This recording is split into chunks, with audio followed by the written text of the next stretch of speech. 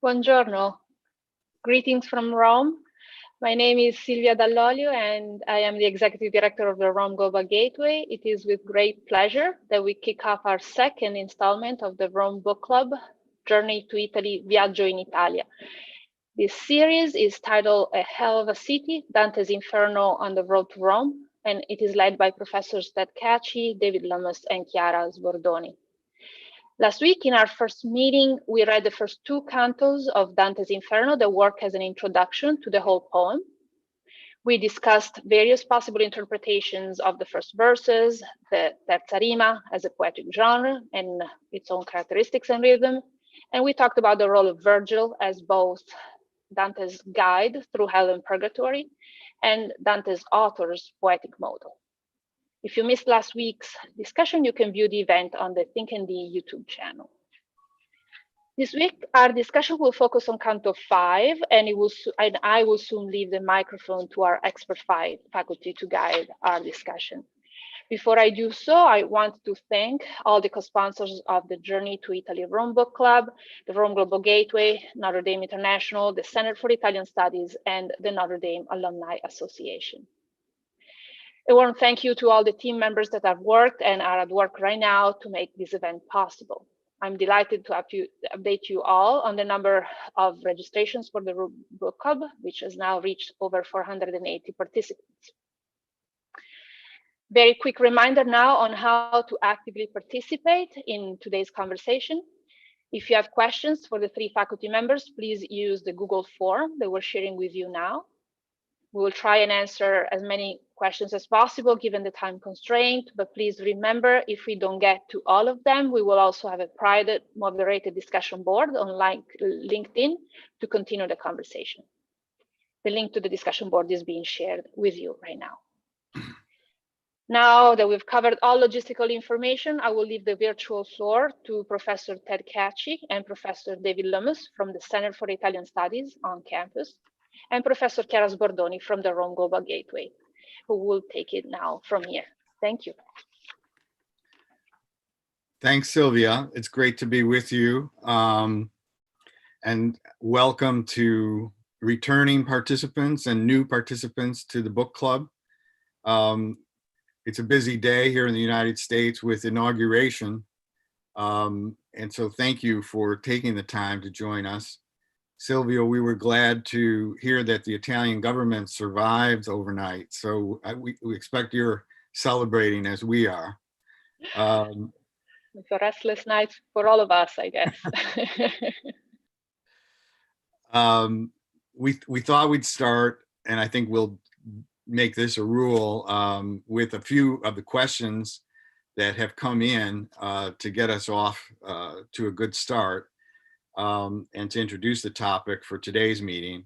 We'll eventually get to other questions as we go forward. We won't be able to answer all the questions at each meeting, but over the next couple of meetings, we hope to address all your questions, and we invite you to keep your excellent questions coming in. Chiara, do you want to start us off? We had an interesting question from Columbia, Maryland. Would you read the question? Yes, sure. Thank you, Ted. Could we discuss a little more about the political times during Dante's lifetime, in particular his exile from Florence, how this changed his life, his work, his career? Did his exile eventually end? Well, thank you for that question. I want, Chiara, would you put up the Dante, we put together a very short chronology of Dante's life, as a support to the beginning of a discussion of this question that could go on for not only the next hour, but dissertations and books have been written in response to this excellent question, which is fundamentally what's the relationship between Dante's exile and his poem. We will share this Dante chronology and also a short handout on Dante's works, which includes the links to the works themselves and brief descriptions of all of Dante's works. We'll share that on the resources for the book club after this meeting. So you don't have to take furious notes as I'm talking about this handout. The first point is bolded at 1302 is when Dante was indeed exiled from the city of Florence. And between 1302 and 1321, when he completes the poem, Dante never returned again to Florence. He dies in Ravenna in September of 1321, and it's a great subject for Dante studies to try and track and trace Dante's wanderings through northern and central Italy. There's also traditions that he went as far as Paris and Oxford during the time between 1302 and 1321. So if you notice, he spent over 15 years writing the poem that we're reading now. 1303 and 1305 is interesting because you can see that he began two very important treatises, a philosophical treatise called the Convivio, or the Banquet, and the De Vulgari Eloquentia, or On Vernacular Eloquence, was a treatise about Latin, was about vernacular poetry and vernacular rhetoric. And he undertook these works after his exile as a kind of a means of rehabilitating his reputation before his contemporaries in response to the banishment, to prop up and consolidate his reputation as an ethical and also a prominent intellectual of the time. Both these works are interrupted abruptly, not finished. And between 1306 and 1307, it's believed, generally accepted, he began to write a poem. In other words, he stopped writing philosophical treatises and turned to write the Divine Comedy that we're reading now. And you'll notice that last week we talked about 1300, which is the time of the poem, the fictional time in which the poem takes place, 1300, nel mezzo del cammin di nostra vita, in the middle of our life's way, which, as we mentioned, is the date when Boniface VIII, Dante's great nemesis, who we'll return to speak about, proclaimed the first Jubilee in the history of the Catholic Church, encouraging all Christians to make the pilgrimage to Rome in that year. And it was also in that year, 1300, that Dante ascended to the highest political magistry of the Priory of Florence for a term of a couple of months. And this was, in his biography, the beginning of his political troubles, that he became enmeshed in the conflicts between the white and the black Guelphs in the city of Florence, and was these conflicts led to his exile 2 years later. The fact that he wrote the poem after 1300 enables him to include his exile and the events leading up to his exile as a subject that runs through the poem. And so you might notice as you read that he prophesies his own exile. For example, in Inferno 6, Inferno 10 and 15, for those of you who are reading the entire poem of the Inferno with us, you'll notice that he makes a point of having his exile prophesied to him, the pilgrim, as he moves through hell. So the poem is a poem of exile in at least two senses. If you recall David's gloss on the first lines of the poem, where it's both the personal io, subject, Dante, but also the wayfarer, the everyman, our life. The theme of exile in the poem has also this double-sidedness. So it's, on the one hand, his exile as Dante, the person, the political exile who's wandering throughout Italy and who will never return to Florence. But he's also the exile from a spiritual perspective, the exile of every Christian, every man, exile from God, exile from paradise. And so we can understand the poem as a poem of a return from exile, of an aspiration to return from exile. And in fact, at the end of the poem, Dante returns at the end of the paradise to God in the fiction of the poem. And also along the way, he remaps all of contemporary culture with himself, Dante, at the center, also as a means of remapping the world in response to his being mapped out of, if you will, the city of Florence. And I'll stop there, except I just want to mention, for those of you who are reading the entire poem, and I hope you all will, in Paradiso 25, these themes kind of converge.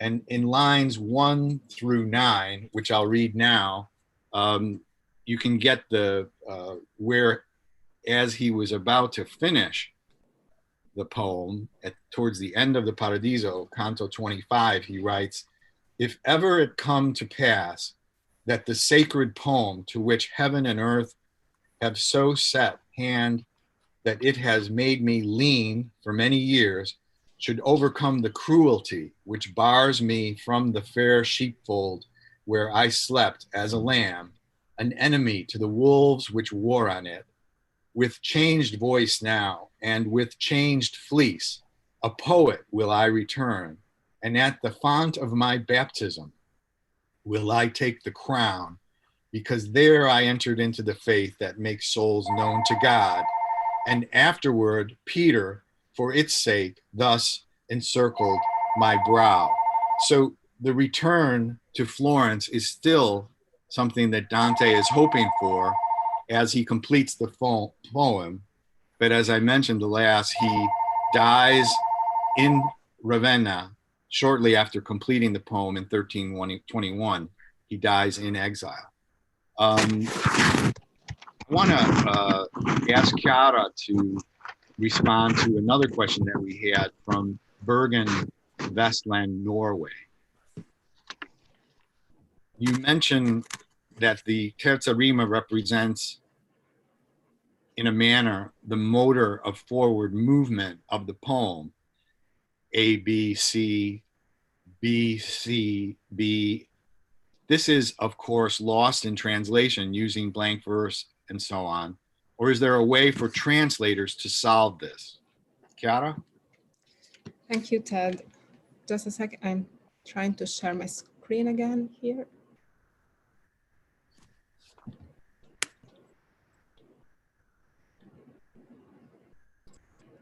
Okay.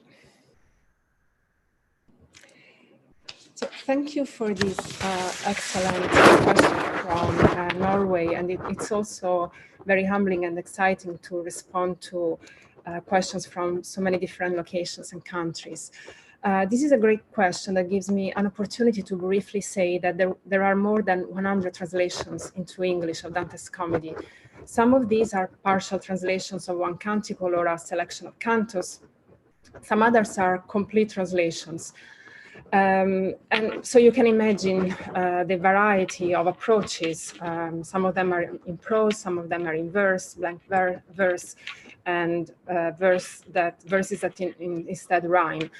I will give you just a pale idea here with these few slides I'd like to share with you. So the first one is the first complete American translation done by Harry Wadsworth Longfellow in 1867 in blank verse. So as you know, an unrhymed iambic pentameter. If it doesn't make justice to Dante's terza rima, nevertheless has its own rhythm, which is very close to that created by the Italian hendecasyllable verse. And I will just read the first tercet. Midway upon the journey of our life, I found myself within a forest dark, for the straightforward pathway had been lost. So, and by the way, you can find this online, the full translation. Let me move to the next one. Here we have a much less, I would say, I find this much less well-done translation but it's an attempt at translating the poem in terza rima, in English terza rima, done by Father Cummins, an American in 1948, and he used a kind of endecasyllable verse, but as you can see, it's almost, which tries to exactly reproduce also the rhymes. This is taken from Canto 5, and that we are going to discuss tonight. But as you can see, it's a bit more almost childish in a way.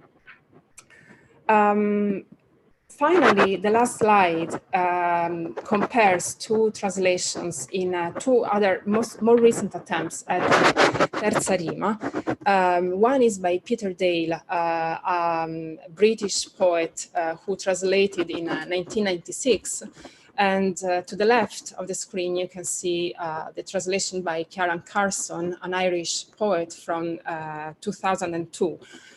Both poets use rhymed iambic pentameter, which gives a natural rhythm in English and close enough to the rhythm of the original Italian. As you just take a look, and both use the terza rima, so you can see the words that the tercets structured around the terza rima. Dale's translation is much closer to Dante's literal text, while Carson tends to take much more liberty with the original Italian and to translate more freely. So just the first tercets. Along the journey of our life halfway, I found myself again in a dark wood, where in the straight road no longer lay Dale. And halfway through the story of my life, I came to in a gloomy wood because I'd wandered off the path away from the light. I'm giving it back to you, Ted. Thank you. And you can see the interlacing of the rhymes in the English translation.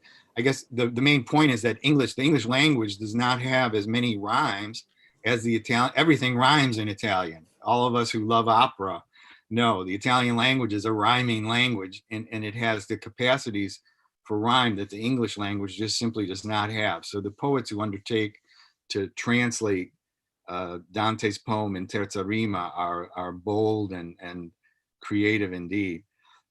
We had an excellent question on the Contrappasso, which I'd like to pitch to David as a transition to our discussion today of Canto 5 of the Inferno. I was taken aback. This is from, I believe it was from Oregon, Courtney from Oregon, or Courtney from a Western state, as I recall. I was taken aback by the Contrappasso as almost an eye for an eye.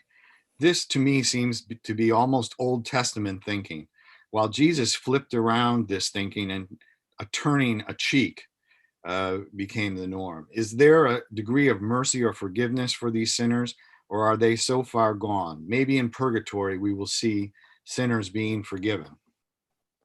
David? Thank you for that question. I think Dante the Pilgrim himself is also taken aback by the nature of justice in the Inferno, which can be characterized as quote unquote Old Testament. I think Jesus was speaking to the behavior of humanity in life, and that we should turn another cheek, that we should have a different kind of ethics. The sinners themselves are in fact too far gone. They've abandoned God. And Dante the Pilgrim at the beginning of Inferno 3, they read the inscription on the gates of hell. Through me, the way to the city of woe. Through me, the way to everlasting pain. Through me, the way among the lost. And it says, justice moved my maker on high. Divine power made me. Wisdom supreme and primal love. And it goes on, and the pilgrim is confused, and he asks Virgil, Master, for me their meaning is hard, right? And the word in Italian is duro, and so it can also mean harsh if you want. You can say so. The pilgrim is taken aback by how harsh and hard the punishments are, the kind of the ethos is in hell. And Another, just be quick about this, because I know we need to move on, but in Purgatory, in fact, in the corresponding canto of Purgatory, Dante meets a pretty awful guy, and Manfredi. So if you go to Purgatory 3, line 121, he says, "Horrible were my sins, but infinite goodness with wide open arms receives whoever turns to it." So the sinners in Purgatory, not all of them, but they've all repented at some point. And this sinner, Manfredi, repents at the very, very last minute. So all you need is a sincere repentance or acknowledgement of one's sin before dying, and then you're forgiven. But the sinners in hell did not make that choice in life, and so in death they are condemned to this kind of contrappasso, this judgment that counteracts with order, with a kind of extreme order, the disorder that sin brought to their lives. I think that's a great response, David, to get us going on the problem, the theme really of the Contrappasso, which is a running theme throughout the Inferno. Last week, we talked about how the poem, how Dante teaches the reader how to read the poem. And you can see how he's doing that with the Contrappasso, insofar as the early cantos present punishments where it's pretty easy to see what the relationship between the punishment and the sin is. So, for example, in Canto 3, which we don't have time to discuss today, but is discussed in the preparatory video. I hope you'll take some time to look at the preparatory videos that we've prepared. That are there's one in which we talk more at length of the Contrappasso, and I love that example of the neutrals, those who never took a side in life, and that, by the way, is a category of sin that's typically Dantesque. I mean, he was somebody who you couldn't be neutral around Dante in the political times that he was living, and from his perspective and from his ethical perspective, the neutrals are so bad that they aren't even admitted into hell. They're on the vestibule. They're outside of the gates of hell. But in any case, I love that when they have to run behind a banner for eternity, almost as if they had never voted in election, and for the rest of eternity, they would have to march around with vote for Joe Biden or vote for Trump poster. This is the kind of twisted and interesting juxtapositioning or reversal that Dante develops with his punishments. And it's also rather obvious, which is my point, that in the early cantos of the Inferno, the relationship between the sin to the punishment is pretty straightforward. It gets more complicated as you go deeper into hell. It becomes more complex, intellectually more challenging, as Dante teaches us how to read the poem. You'll notice too that in the early cantos, there's a correspondence between the zone of hell which we are in and the space of the canto itself. Cantos 3, 4, and 5, and 6 are textual spaces that correspond perfectly with a fictional circle of hell. As we get deeper into hell, those relationships become more fluid and complex. And this is, again, Dante, he's starting out slow. He's teaching us how to read the poem. So when that correspondence starts to break down, we have to pay greater attention. We have to try to understand, well, why is this transition taking place at this time as opposed to another? In Canto 5, we have a Contrappasso, which is very straightforward. And if you look at the way that Dante handles the punishment and the sin in Canto 5, he actually, in verses 37 through 39, lays it out. I understood that to such torment the carnal sinners are condemned, they who make reason subject to desire. They who make reason subject to desire. This is the sin of lust that's punished in Canto 5. And what's the punishment? It's we're all familiar with the metaphor of the winds of passion, the storm of passion. Well, he simply literalizes that metaphor and turns it into the punishment in hell. So there's a very clear correspondence, and this is again Dante making it easy for us at the beginning to prepare us to deal with more challenging sins going forward. I want to read question number 2 and address it to David.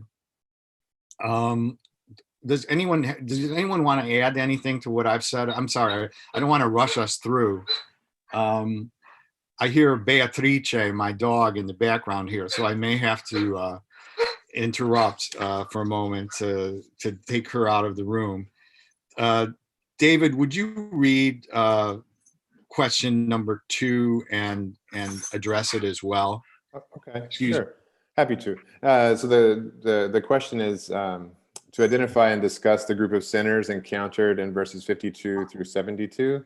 How does Dante characterize them as a class? And I've always been it's been noticed, and it's one of the things that sort of sticks out in this between lines 52 and 72. Dante gives a lot more space to women than he does to men, right? So he starts out with Semiramis, and then he goes on and he kind of paraphrases Dido, mentions Dido by paraphrasis, and then it talks about Helen. And then in the last tercet there, he's kind of like, he says, and there's also Paris and Tristan. And so it's pretty astonishing that for Dante, lust is kind of gendered in a pretty strong way. It's not very ambiguous. And one thing we can talk about here is, the political nature of the sin of lust here is not just about misdirected desire. Like you're not wanting the right thing, you're wanting too much and it's too physical or what have you. Semiramis was a queen. Helen broke up the Greece and started a war with Troy, and so you have Dido, who in the version that Virgil tells us of her myth, Dido neglected her rule over her people and betrayed the memory of her dead husband. And so these are all very political sins of lust, and it's not just it's not simple. It's not simply a lust. It's a lust with larger consequences. And one thing we should keep in mind is that these are all characters that Dante refers to as the ladies and knights of old. So ancient ladies and ancient knights that were characters in medieval love stories. Dante seeing them in this state is overcome almost, he says, with pity. And he's almost lost, he says in line 72. Okay. Yeah, it's like the soap operas of the Middle Ages were the love stories of all of these ancient knights and ladies, as he calls them, anachronistically. I think that's kind of a big signal for what's going to come later now in the canto. Right. And Chiara, did you want to say something about our question number 3, which is the striking similes that are drawn from bird life, some of the most beautiful similes in the Inferno? How do they express the significance of this episode? Thank you, Ted. Yes, sure. So first of all, I'd like to say that the simile is one of the privileged rhetorical devices of the epic poet throughout the comedy. We already encountered 2 other similes in Canto 1. Here in Canto 5, there are three fundamental similes in which Dante compares the souls of the second circle to starlings. First in verses 42 through 42, then to cranes in verses 46 through 51, and then to doves summoned by desire in verses 82 through 87. Now, the last four are associated with birds who are related to the theme of instinctual animal desire, a desire that is less than human, which is not tempered, not governed by reason. So exactly line 39, they who make reason subject to desire. And at the same time, birds are driven by the winds, exactly like the souls in the second circle. Now, the fact that they can fly also alludes to a missed opportunity to elevate themselves, exactly like the souls in this canto. Now, when we were preparing for today's meeting, Ted suggested that I comment on the starlings because they are such a familiar presence in the sky of Rome at sunset, when huge swarms of them design all sorts of amazing choreographies made of sudden swerves and turns. So I will read Dante's verses and you can follow the translation. Bear with me, please. I'll share my screen again. So, can you see the text? Yes, yeah. So lines 40 through 45. E come gli stornei ne portan l'ali nel freddo tempo a schiera larga e piena, così quel fiato gli spiriti mali di qua, di là, di giù, di su li mena. Nulla speranza li conforta mai, non che di posa, ma di minor pena. Now, really, the starlings give us the idea of these poor souls in the currents of winds and the swerves they are forced to take. But I will leave it to David and Ted to comment further if they want.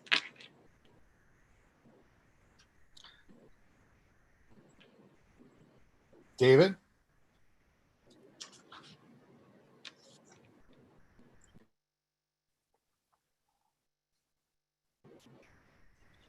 I love that. Di qua. The Italian is fantastic. Di qua. Di qua, di là, di giù, di su, li mena. Right. You can't translate that. I know it's you know, onomatopoeic. It's, I don't know. It really gives you the sense of movement and of uncontrolled movement. Indeed. The dove, you know, love doves, but also the dove of the Holy Spirit. I think Chiara said well. You know, it's up or down. It's a symbol that has a kind of bivalence for Dante in the imagery of the canto.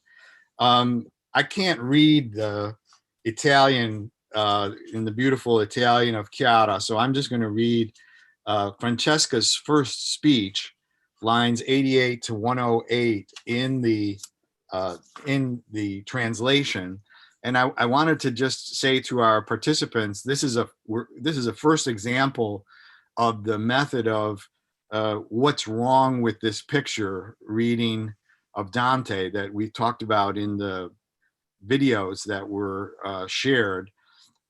Dante creates these incredibly complex characters, and we're supposed to interpret their speeches and look between the lines and analyze the speeches so as to learn ourselves to become more skeptical and more understanding of the ethical errors that we as humans are apt to make. And so on the surface, this speech that I'm just about to read, the first of two speeches by Francesca in the canto, is perfectly plausible and acceptable, and actually brings pity and compassion to our hearts. But at the same time, and this can be the subject for our discussion, what's wrong with this picture? There's something that's not quite correct here. O living creature, gracious and kind, that through that come through somber air to visit us, who stain the world with blood. She actually calls Dante, if you look at the Italian, o animal grazioso. So it's below human. It's kind of a telling expression. O living creature doesn't quite capture that. O animal grazioso. If the king of the universe were our friend, we would pray that he might give you peace, since you show pity for our grievous plight. We long to hear and speak of that which you desire to speak and know here, while the wind has calmed. On that shore where the river Po, with all its tributaries, slows to peaceful flow, there I was born, Ravenna. Love, quick to kindle in the gentle heart, seized this man with the fair form taken from me. The way of it afflicts me still.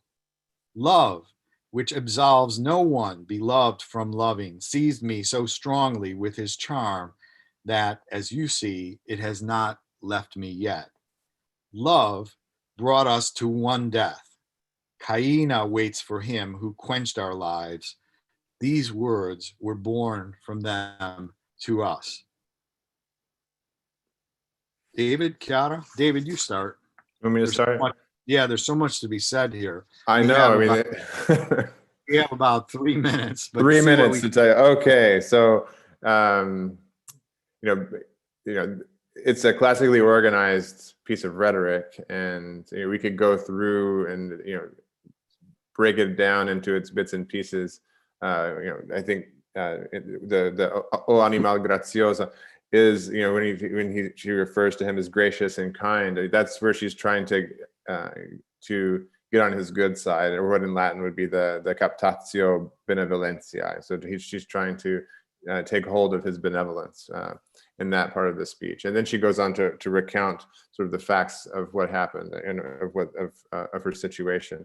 And one thing that I think we really need to the part to focus on really are the three tercets that begin with love and the figure of speech known as anaphora, or repetition, where the repetition of the word love really gives us a sense of, she's not focusing on herself. Like, she is not the active one here. Love is the actor, and love is the thing that is at fault, I think, for what has happened to her. So, and it's a, I think it's full of citations of courtly love notions, such as the link between the heart, the gentle love, and the noble heart, or the gentle heart.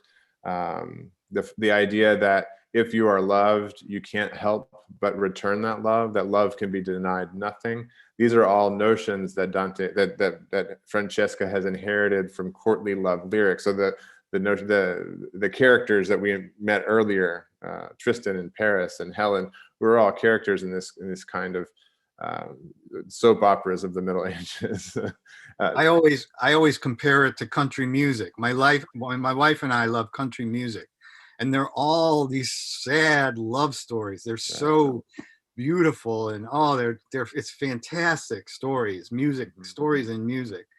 But if you believe them, if you were to conduct your ethical life according to these lyrics, you might find yourself in huge dilemmas and troubles. And the same for popular rock music. I just particularly like the country music because it's very similar to this kind of love lyric of the Middle Ages, where there are the commonplaces, really the commonplaces of love.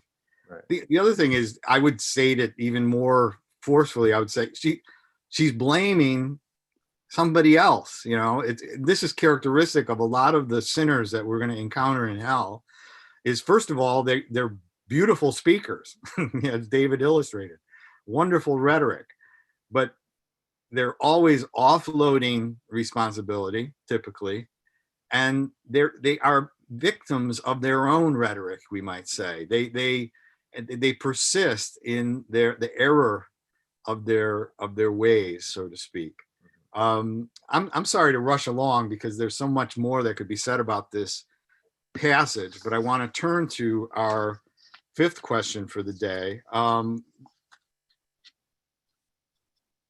Chiara, would you, I think we need to hear your Italian, and would you read the grand finale of the second of Francesca's speeches, verses 127 to 142? And then please go ahead, Chiara, and if you want to start us with a little commentary, and we'll see if we can discuss it for a few minutes. Sure. So, noi leggevamo un giorno per diletto, di lancialotto, come amor lo strinse, soli eravamo e senza alcun sospetto. Per più fiate gli occhi ci sospinse quella lettura e scolorocci il viso, ma solo un punto fu quel che ci vinse. Quando leggemmo il disiato riso esser baciato da cotanto amante, questi, che mai da me non fia diviso, la bocca mi baciò tutto tremante. Galeotto fu il libro e chi lo scrisse, quel giorno più non vi leggemmo avante. Mentre che l'uno spirito questo disse, l'altro piangea, sì che di pietade io venni men così come io morisse, e caddi come corpo morto cade.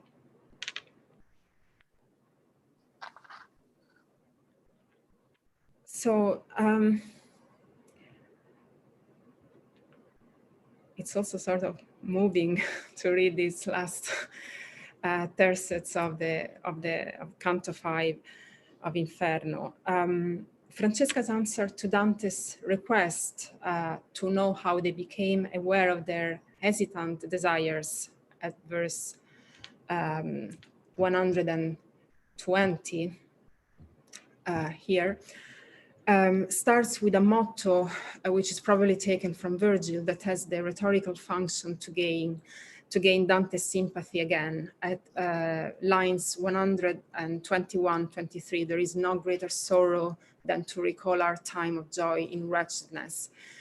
In the following tercet, Francesca transitions to her response proper, recognizing Dante's longing to know the first root of her and Paolo's love.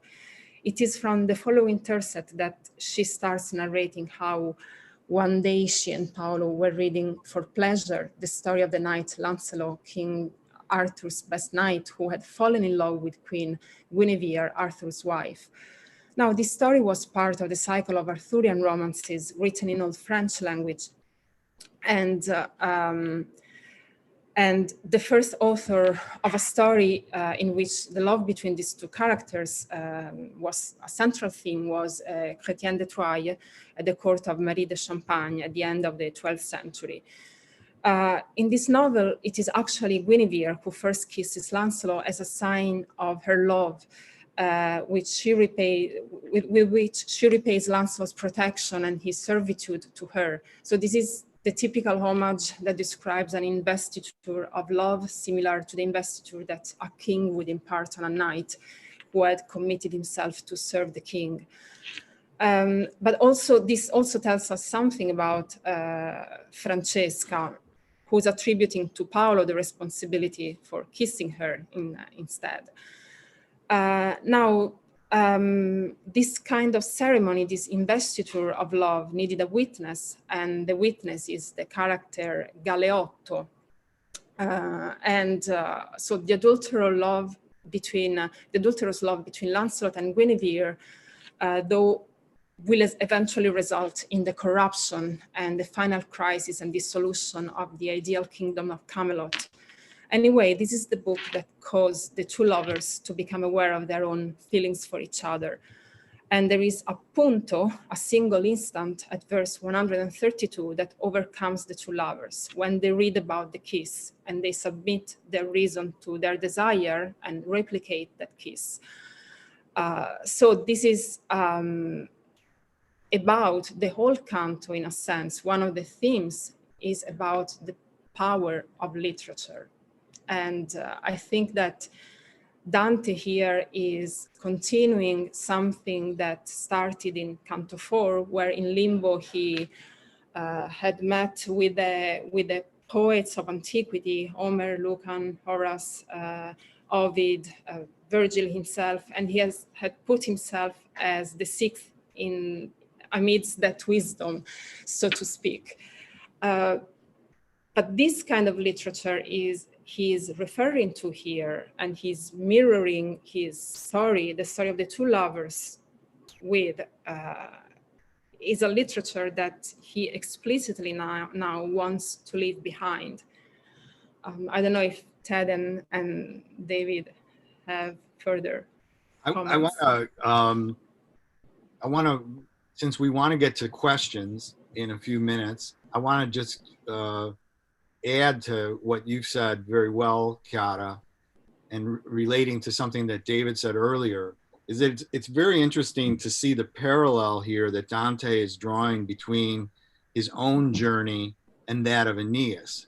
Because if we recall the story of the Aeneid, it's love for Dido that threatens Aeneas from completing his epic task of going to Italy and founding Rome. And so the parallel, it's interesting that he had recalled Dido twice in the canto, and the result of that being that I think we're supposed to think of Francesca as Dante's literary creation, as a also kind of competing with Virgil, but that Francesca in this sentimental episode represents a potential hazard for Dante, a potential obstacle for his successful completion of the journey. And in fact, as we see in the final moment of the canto, he collapses, the pilgrim collapses with pity and compassion. And so then finally, I think we have to ask ourselves that one of the primary questions that we've presented as a guiding format for the course: what is the relationship between the poet Dante's attitude towards Francesca and this whole story, and the pilgrim's attitude? And here I think we find a wonderful example of a total discrepancy. On the one hand, Dante is condemning Francesca. On the other, the pilgrim is sympathetic. He's still learning. He still has far to go on his journey. And so at the end of the canto actually collapses with pity and compassion. Have we gathered some questions that we could, start to respond to some of the participants' concerns and suggestions? It's tough to go through so much in so little time. I think that any of these passages we could have spent, and I have spent hours discussing with colleagues and friends and students. So forgive us if we're a little bit telegraphic or rough around the edges as we move through our meeting. Who's capturing the questions for today? Is it Chiara or David? I have some here if you want. Okay. So I have one on actually Canto 4.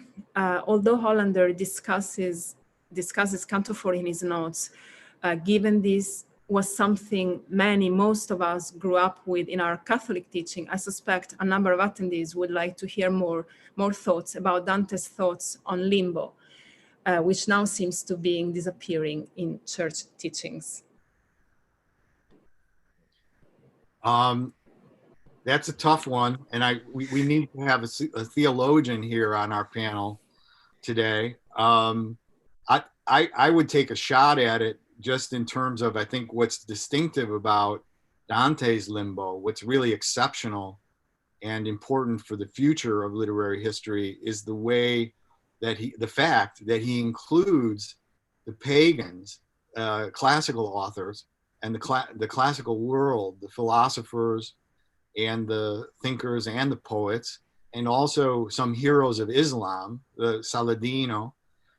He has a very ecumenical limbo, and the fact that he's recovered the classical world in a place of honor, really. If you agree, I think the presentation of these figures in Inferno 4 is one of veneration and admiration on Dante's part. And so in terms of the Catholic or Christian concept of limbo, I think here we can see a Dantean signature or flourish that is really, if you think about it, it's predicting, or it's forerunning the birth of humanism, the birth of the new modern Renaissance culture, which will celebrate the classical world. You can see that world birthing, if you will, in Dante's Limbo. It's a bittersweet representation because, as we know, Virgil, he's very sad to go there and to revisit his friends, because we know that he's going to be returning to Limbo at the end of the journey. But nonetheless, I think it's significant the way that Dante features the classical figures. Do you have, Chiara or David, anything further you want to say about that?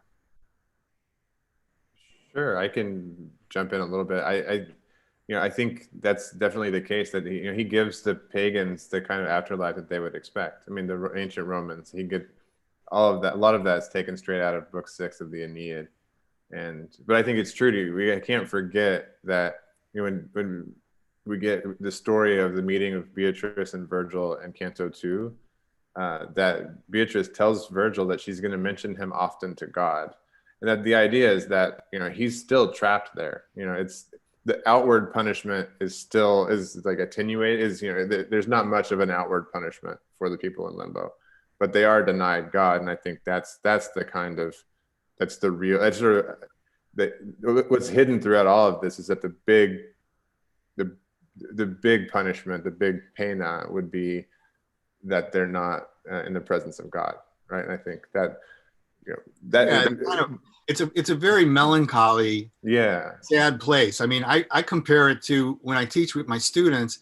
I say, this is kind of like a university seminar in eternity, right? Okay, where we sit around the table with Plato and Aristotle, and we discuss and we discuss and we discuss and we discuss, but we're not going anywhere. Right. If you notice at the end of the canto, he says, and then we stepped into the black air, then we moved on, then we got going. It's kind of like it's a limbo, it's suspended. It's suspension without grace, without Christian revelation, without Christ. And I think that the other thing, that's going back to a question I thought was an excellent question last week about Dante's pride. This is Inferno 4 is great for Dante's pride. I was the sixth, he lists them. Homer, Lucan, I was the sixth among such greats. Oh, Dante, what? But at the same time, that greatness is being ironized by the context of Limbo. And look at what happens to him in the very next canto. He gets his comeuppance by having to confront his guilt, if you will, or his complicity in the lyric love tradition, and ends up collapsing like a baby at the end of the canto. So here Dante's pride is also being featured, but it's also being cut down to size, if you will, in the transition between Inferno 4 and 5. But I'm delighted to hear that some of you are referencing the Hollander notes that are excellent and a really good point of departure for further development and discussion and research. Is there another question, David or Chiara? I'm not looking at the questions, forgive me. Yes, there's another one. I don't know if you, David, have questions, but I have a few here. Sure. Go for it. Oh. Choose one. There's a couple. Yeah. Can the instructors explain the choices for our book club readings? Is there a particular reason why these cantos were chosen? This seems to me a good one to. Yeah, I guess I was kind of one of the drivers on that choice. And thank you for that question. It relates to the video presentation that you might have, I hope you've seen, on the mapping of Dante's Hell. And so in the first place, we selected a representative of each of the three major divisions of Dante's Hell. So in the first instance today, Francesca, who's in the circles of incontinence, or desire that is uncontrolled by reason, in various versions. Love for food is gluttony, is the next.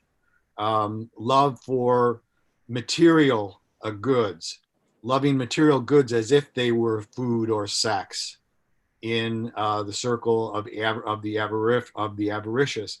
Once you go into lower hell, once we enter the gates of hell, we have the circle of violence, the second major category if you reference our map. And we've selected Pierre de Levigne, which is our discussion point next week. So finally, the circle of the 8, that's circle 7.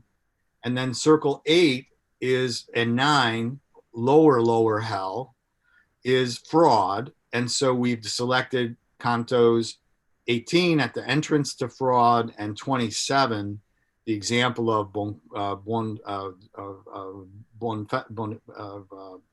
Guido da Montefeltro. And so for each of the upper hell, lower hell, and lower hell is divided into 2 major areas, violence and fraud. We've selected 3 examples, 1 from each.